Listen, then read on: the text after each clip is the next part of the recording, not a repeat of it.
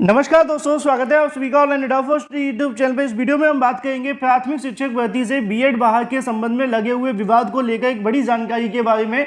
साथ ही अगर बात की जाए यूपी टीईटी के संबंध में एक जानकारी को लेकर, पीईटी के बारे में, प्रोफेसर को लेकर एक एक करके सारी जानकारी आप सभी को दी जाएगी। वीडियो को लाइक कर दें, साथ ही शेयर कर दें और चैनल को सब्सक्राइब कर लें, जिससे कि जानकारी आप सभी को ऑनलाइन डेटा फर्स्ट चैनल के माध्यम से रियल ऑथेंटिक सबसे पहले मिलती रहे। चलिए दोस्तों, वीडियो शुरू करते हैं। एक सवाल पूछना चाहूंगा आप सभी से, क्योंकि आप में से बहुत सारे अभ्यर्थी करंट अफेयर तो पढ़ते होंगे।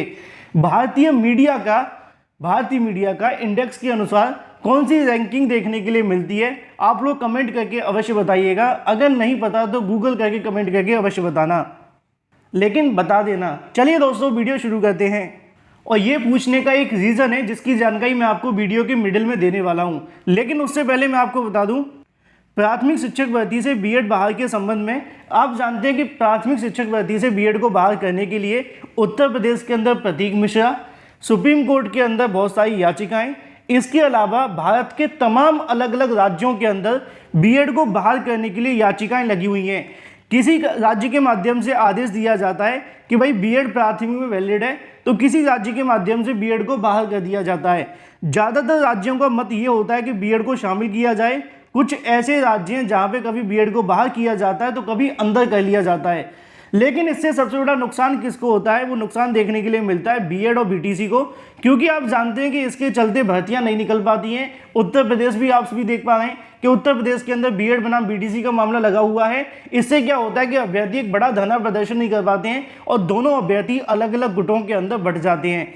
लेकिन जब आपको पता चले कि प्राथमिक शिक्षक भर्ती से बीएड बहाल के जो संबंधित विवाद लगे हुए हैं अब वो हमेशा के लिए आपके लिए खत्म हो जाएंगे, तो इससे अच्छी बात नहीं हो सकती। क्योंकि आप जानते हैं जब तक ये विवाद चलते रहेंगे तब तक भर्तियों के लिए डिले देखने के लिए मिलेगा। क्योंकि सुप्रीम कोर्ट के अंदर प्राथमिक शिक्षक भर्ती से बीएड को बहाल करने के लिए बहुत सारी याचिकाएं दाखिल की गई थी, जिसके बारे में जानकारी मैंने आप सभी को पहले भी दी थी। और अभी जो आपको सुनवाई देखने के लिए मिलेगी सुप्रीम कोर्ट के अंदर, ये आपको फाइनल सुनवाई देखने के लिए मिलेगी। ऐसा मैं नहीं कह रहा हूं, ऐसा कहना है सुप्रीम कोर्ट का। क्योंकि सुप्रीम कोर्ट ने पिछली सुनवाई के ऑर्डर में ये कहा था कि उत्तर प्रदेश, इसके अलावा देश के तमाम राज्य, कोई भी प्राइवेट ऑर्गेनाइजेशन या फिर कोई अलग अभ्यर्थी या फिर कोई भी निजी व्यक्ति जाकर बीएड के लिए, बीटीसी के लिए इस मुद्दे पर अगर बहस करना चाहता है तो वो कर सकता है। इसके बाद में उसको किसी प्रकार का कोई भी मौका नहीं दिया जाएगा। सुप्रीम कोर्ट ने अपने आदेश में साफ कहा था कि वो 11 अक्टूबर तक अपनी याचिका यहाँ से दाखिल करके बीएड बनाम बीटीसी के मुद्दे को लेकर, चाहे वो कोई राज्य सरकार होती है या फिर कोई ऑर्गेनाइजेशन होती है या कोई पर्सनल व्यक्ति का अपना कोई मत है कि हम जाना चाहते हैं बीएड बनाम बीटीसी के केस के अंदर, तो वो अपनी लड़ाई लड़ सकता है। लेकिन इसके बाद सुप्रीम कोर्ट इस मुद्दे को लेकर कोई भी यहाँ से प्रत्यावेदन स्वीकार नहीं करेगी। उन्होंने ऐसा कहा भी था ऑर्डर के अंदर। और इसी को लेकर अच्छी बात यह है कि प्राथमिक शिक्षक भर्ती से बीएड बहाल के संबंध में सुप्रीम कोर्ट के अंदर होने वाली एक महत्वपूर्ण सुनवाई को लेकर सुप्रीम कोर्ट के माध्यम से हम कह सकते हैं कि आपके लिए जो कॉज लिस्ट है वो जारी कर दी गई है, जिसमें पूरी जानकारी आप सभी के सामने आ जाती है। यहाँ पे आपको देखने के लिए मिलेगा देवेश बनाम यूनियन ऑफ इंडिया के अगेंस्ट ये याचिका दाखिल की गई है। इस याचिका को लेकर नीचे आप सभी के सामने जानकारी देखने के लिए मिलेगी। 12/10/2022 जस्टिस अनिरुद्ध बोस सर, इसके अलावा अनिरुद्ध अगर बात की जाए दूसरे जो आपको देखने के लिए मिलेंगे वो नरसिम्हा राव जी देखने के लिए मिलने वाले हैं। इन दोनों की बेंच के अंदर बीएड बनाम बीटीसी को लेकर सुनवाई होने वाली है। कॉज लिस्ट के अंदर ये मामला 24वें नंबर पर लगा हुआ है और इसकी जो फाइनल डिस्पोज के लिए मामले को लगा दिया गया है। यहाँ पे आपको देखने के लिए मिलेगा जो मुद्दा है वो लिखा हुआ है मोशन ऑफ हियरिंग डिस्पोजल या फिर फाइनल डिस्पोजल के लिए।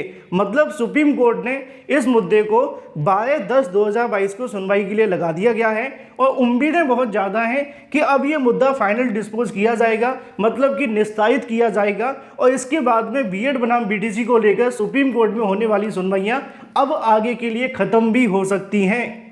और सुप्रीम कोर्ट के अंदर जैसे ही सुनवाई खत्म होगी उसके बाद में बीएड बनाम बीटीसी को लेकर होने वाले विवाद पूरे तरीके से खत्म हो जाएंगे। फैसला किसके पक्ष में आएगा, किसके पक्ष में नहीं आएगा, यह फैसला अभी सुप्रीम कोर्ट को करना है। अभी तक सुप्रीम कोर्ट के अंदर कोई खास सुनवाइयां नहीं हुई थी, लेकिन कल की तारीख में होने वाली सुनवाई सबसे ज़्यादा महत्वपूर्ण होगी और इस केस के लिए निर्णायक साबित होगी, चाहे वो बीएड के अभ्यर्थी हों या फिर बीटीसी के अभ्यर्थी। अब देखना ये होगा कि सुप्रीम कोर्ट के माध्यम से किस प्रकार केंद्र सरकार को सुना जाता है, एनसीटी को सुना जाता है, बीएड को सुना जाता है, उसके बाद में बीटीसी को, फिर उसके बाद अपना जो अंतिम फैसला है वो सुनाया जाएगा। इन शॉर्ट, अब प्राथमिक शिक्षक भर्ती से बीएड बहाल का जो संबंधित विवाद लगे हुए हैं वो हमेशा के लिए खत्म हो सकते हैं। जल्दी कल इसको लेकर सुनवाई होने वाली है।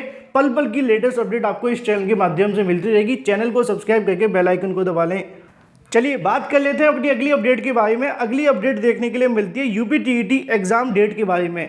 मैंने शुरुआत में आपसे एक सवाल किया था कि भारतीय मीडिया की रैंकिंग क्या है इंडेक्स के अनुसार, आप लोग कमेंट करके बताइएगा।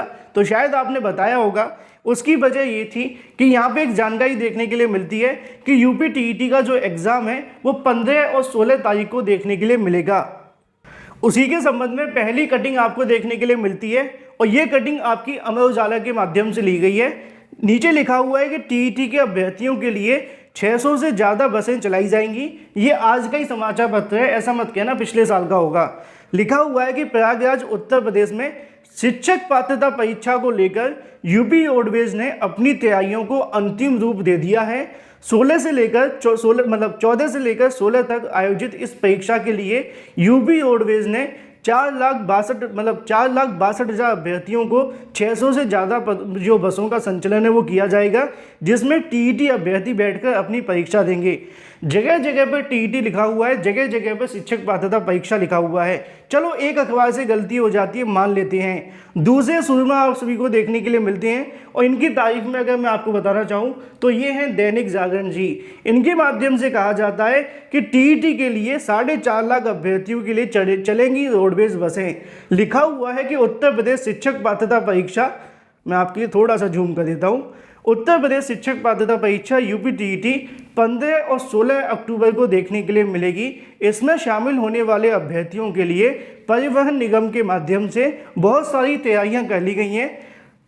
और मज़े की बात यह है कि यहाँ पे जो कहने की रोडवेज के प्रबंधक हैं उनके माध्यम से भी अपना बयान दिया गया है। उन्होंने भी यही कहा है कि भाई 14 से लेकर 16 तारीख को होने वाली टीईटी अभ्यर्थियों के लिए हमने पूरी तैयारियां कर ली गई हैं। अब सवाल ये है कि भाई टीईटी की परीक्षा आ कहाँ से गई, क्योंकि अभी तो विज्ञापन जारी नहीं हुआ, आवेदन नहीं हुए, सीधे परीक्षा करवा देंगे।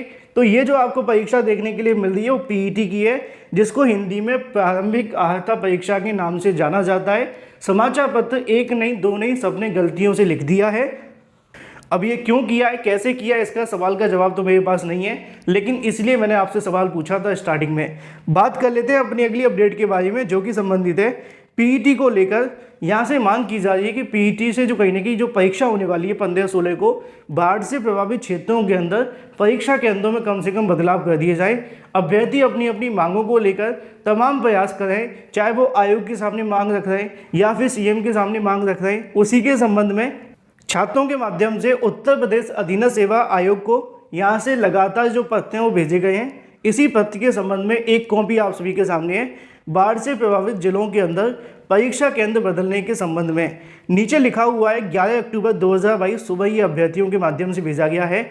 ऊपर आपको देखने के लिए मिलेगा परीक्षा नियंत्रक महोदय यूपीएससी, सविनय निवेदन ये है कि 15-16 अक्टूबर को होने वाली प्रारंभिक अर्हता परीक्षा में शामिल छात्रों के लिए परीक्षा केंद्र कुछ जनपदों में जैसे कि श्रावस्ती, बलरामपुर आदि में बाढ़ का पानी पूरे जनपद के अंदर बेहाल हो गया है। ऐसे में सभी परीक्षा केंद्र मुख्य रास्ता संपर्क टूट चुका है। अतः आपसे निवेदन ये है कि आप अपने स्तर से इस मुद्दे को समझते हुए एक बार जांच करवा लें और परीक्षा केंद्रों में बदलाव करने की मांग छात्र कराएं। अब ये बदलाव करेंगे कि नहीं करेंगे डिपेंड करेगा यूपीएससी के ऊपर, लेकिन छात्रों ने बहुत सारी अलग अलग मांगें रखी हैं कि कम से कम जहाँ पे बाढ़ आ गई है उस मुद्दे को तो समझ लें। भले ही आप बारिश वाली बात को नहीं समझ पाएँ, लेकिन बाढ़ वाले प्रभावित क्षेत्रों के अंदर छात्रों की मांगों को मान लिया जाए। बात कर लेते हैं अपनी अगली अपडेट के बारे में, जो कि संबंधित है प्रोफेसर पदों के लिए निकली भर्ती को लेकर। और ये आपको भर्ती देखने के लिए मिलती है एनसीईआरटी के माध्यम से। एनसीईआरटी के माध्यम से 292 पदों के लिए प्रोफेसर, एसोसिएट प्रोफेसर के पदों के लिए भर्ती का विज्ञापन जारी कर दिया गया है। यहाँ पे आपको वेतनमान देखने के लिए मिलेगा। उसी के आधार पर नीचे आप सभी के सामने कुछ पात्रताएं लिखी हुई हैं कि उम्मीदवार के पास में मान्यता प्राप्त विश्वविद्यालय से संबंधित विषय के अंदर पोस्ट ग्रेजुएशन साथ में पीएचडी की डिग्री होनी चाहिए। इसके अलावा अनुभव भी मांगा जाएगा। चयन कैसे किया जाएगा लिखा हुआ है। ज़्यादा जानकारी के लिए नीचे लिखी हुई वेबसाइट पर जाकर जानकारी ले सकते हैं। बात कर लेते हैं एडेड जूनियर शिक्षक भर्ती के बारे में। लगातार अभ्यर्थी एडेड जूनियर शिक्षक भर्ती के शासन आदेश को लेकर अधिकारियों से मुलाकात कर रहे थे। अधिकारी कभी कहते थे कि अक्टूबर में जारी होगा, कभी कहते थे दशहरे पर जारी होगा, तो कभी कहते थे 10 तारीख के बाद जारी होगा। अब छात्रों का सबर का जो बांध है वो टूट चुका है। उसी के आधार पर अभ्यर्थियों के माध्यम से एडेड जूनियर शिक्षक भर्ती का शासन आदेश जारी करने के लिए आज की तारीख में शिक्षा निदेशालय प्रयागराज पर धरना प्रदर्शन दिया जा रहा है। 42,000 अभ्यर्थी एडेड जूनियर के अंदर पास तो हुए हैं। धरना प्रदर्शन के अंदर सिर्फ 5 अभ्यर्थी आपको देखने के लिए मिलते हैं।